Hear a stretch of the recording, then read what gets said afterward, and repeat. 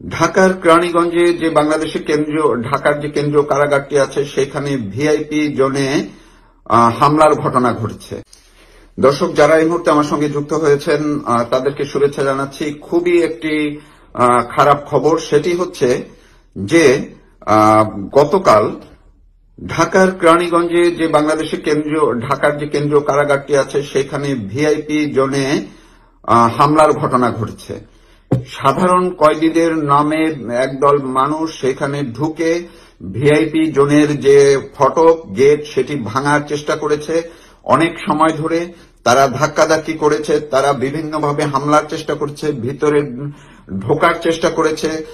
পরবর্তীতে সেখানে যারা ভিআইপি আসামিরা আছেন তারা সেখানে চিল্লাপাল্লা করে আতঙ্কিত হয়ে দৌড়ঝাঁপ এলোমেলো ভাবে দৌড়ঝাঁপ করে চিল্লাপাল্লা করে যখন অনেক ডাক চিৎকারের পরে কারারক্ষীরা এসে বহু চেষ্টার পরে সেই সাধারণ কয়েদি নামের যারা তাদেরকে সরিয়ে দিয়েছে।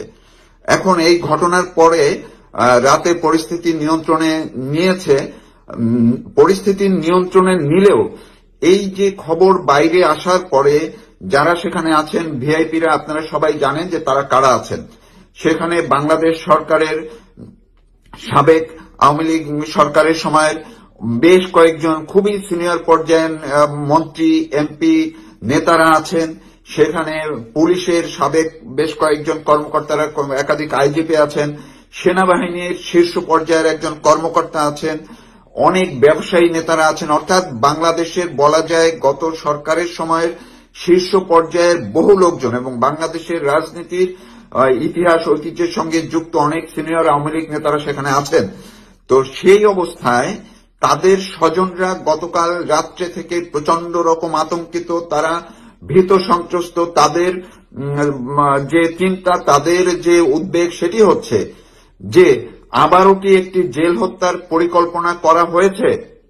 কারণটি হচ্ছে এই স্বজনরা, একাধিক স্বজন আজকে কান্নাকাটি করে আমাকে বলেছেন যে যখন এই ইউনূস সরকার বুঝতে পেরেছেন যে তারা এখন বিচারের নামে যে টালবাহানা, বিচারের নামে যে তারা এক ধরনের প্রহসনের নাটক তৈরি নাটক করছেন, সাজাচ্ছেন, সেটি বাইরের বহির্বিশ্বের যে মানবাধিকার সংগঠনগুলো, বিভিন্ন দেশ রাষ্ট্র সেটি যে ভালোভাবে নেয়নি এবং তারা যে এটি বুঝতে পেরেছেন যে এটি সাজানো একটি বিচারের নামে প্রহসনের আশ্রয় নিয়েছে ইউনূস সরকার, তখন বাইরে থেকে যখন এই ইউনূস সরকারের উপরে প্রেসার ক্রিয়েট করা হয়েছে, এই যাদেরকে কারাগারে আটকে রাখা হয়েছে অন্যায়ভাবে তাদেরকে দ্রুত মুক্তি দেওয়ার জন্য এবং দেশে একটি স্বাভাবিক পরিস্থিতি ফিরিয়ে আনার জন্য, ঠিক সেই সময় তারা কৌশল পাল্টে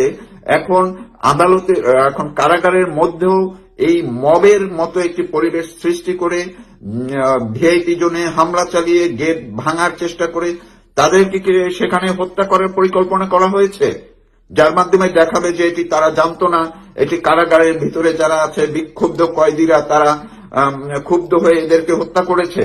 এই পরিকল্পনা সাজিয়েছে কিনা এই প্রশ্নটি এখন স্বজনদের মধ্যে বড় হয়ে দেখা দিয়েছে। এটি যদি হয়ে থাকে খুবই ভয়ঙ্কর কথা এবং এই ডক্টর ইউনূস সরকার বাংলাদেশকে যে কোন দিকে নিয়ে যেতে চাচ্ছে সেটি কিন্তু এখন আরো একবার প্রকাশ হলো। কিন্তু গতকালকে ঘটনা ঘটার পরে এখন পর্যন্ত প্রায় 24 ঘন্টা পার হয়ে যাচ্ছে, বাংলাদেশের কোন মিডিয়ায় অন্ততপক্ষে আমার নজরে আসেনি যে এই খবরটি ছাপিয়েছে। নিশ্চিতভাবে বলতে পারি বাংলাদেশের মিডিয়াগুলো এই ঘটনা জেনেছে কিন্তু তারা ছাপতে পারছে না। এই ইউনূস সরকার তাদেরকে সেই ঘটনা ছাপতে দিচ্ছে না। কিন্তু আমি যখনই ঘটনাটি জানলাম, আমি প্রথম আরেকবার, আপনারা হয়তো দেখেছেন, আরেকবার আমি লাইভে আসার চেষ্টা করেছিলাম কিন্তু টেকনিক্যাল কারণে সেটি বোধহয় শো হচ্ছে না। আমি এই কারণে আবার এখন এটি আমি প্রকাশ করছি।